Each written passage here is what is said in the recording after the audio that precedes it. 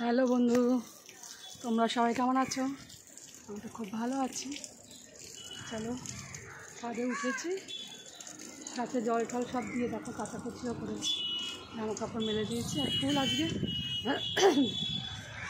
আজকে সেমন যখন ফোটেই নেই, একদমই নেই। জবা ফুল তো কোনো খবরই নেই, দুই একটা ফুল ফুটেছে। বেগুনি কালারের ফুলটা ফুটেছে,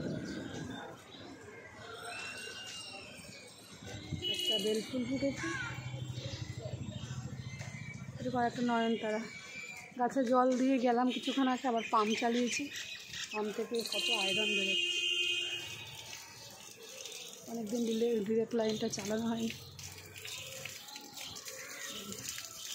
এখন পাম্প চালিয়েছি, কি ময়লা জল বেরোচ্ছে। ঠিক আছে, এবার কাজ করলাম। দোপাটি ফুল গাছেও আজকেও ফুল হয়েছে, দেখো শুরু হয়ে গেছে। এখন রোজই একটা দুটো হতেই থাকে,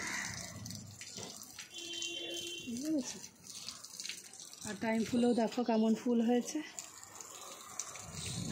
তবে এই যে ছাদে এই টাইমটা সব একটু কাজকর্ম সেরে, সকালে বাসি কাজকর্ম সেরে ছাদে এসেছি। ফুল তুলতে তোমাদের সাথে বেশি কথা বলা হয়, বুঝতে পেরেছি। এই টাইমটাই একটু বেশ ভালো সময়। ছাদে আসলে মনটাও বেশ ভালো লাগে। ছাদে আমার সকালবেলাটায় সকালের বেশিরভাগ টাইমটা আমার এই ছাদে গাছগুলোর সাথে প্রায় 2-3 ঘন্টা তো কেটে যায়, বুঝতে পেরেছি। তোমার গাছে জল দেওয়া, খাবার দেওয়া, এসব করতে। এখন তো বিগত দিন বৃষ্টি হয়েছে বলে জলকে আর গাছকে আর খাবার দেওয়া হয়নি। ওই দেখো ড্রামের মধ্যে তো তোমার জানো সব সবজি পচিয়েছি। বিগত দিনে অনেক 1 ড্রাম হয়ে গেছে সবজি পচা।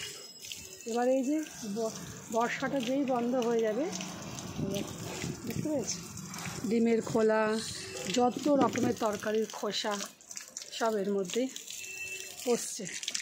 এগুলো মাটির সাথে মিশিয়ে দেবো, বা এমনিও গাছের গোড়ায় দিয়ে দিলে, এই যে একটু মজে গেলে এটাই মাটি, এই মাটির সাথে মিশে এর রসে এর খাওয়ার সার ভালো হয় ফুল। তবে দেবো এই পুজোর আগ দিয়ে একদিন সময় করে সব গাছকে খাবার দিয়ে দিতে হবে, বুঝতে পেরেছি। বিগত দিন বৃষ্টির জন্যে গাছকে দিইনি খাবার। তবে ফুলের গাছে দেখছি অনেক ফুল কমে গেছে। আর ফুল কমেও গেছে কী করে বুঝবো বলো তো?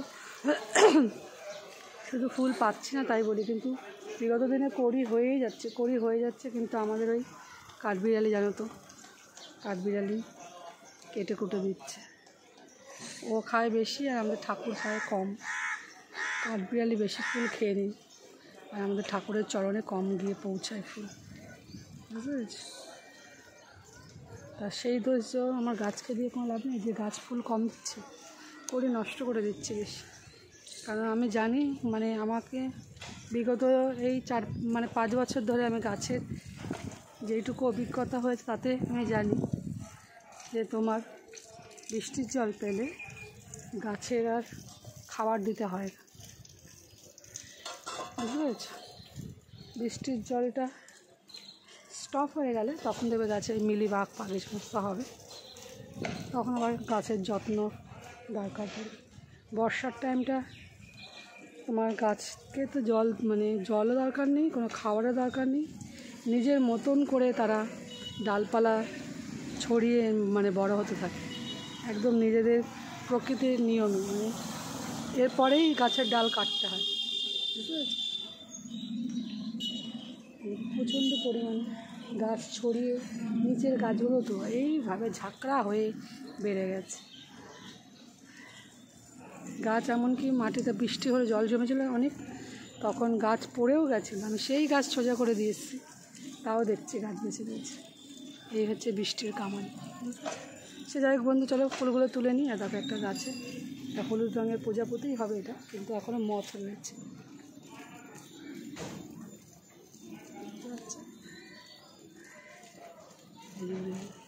ফুলে আসছে, ফুলের মধুগুলো সংগ্রহ করছে।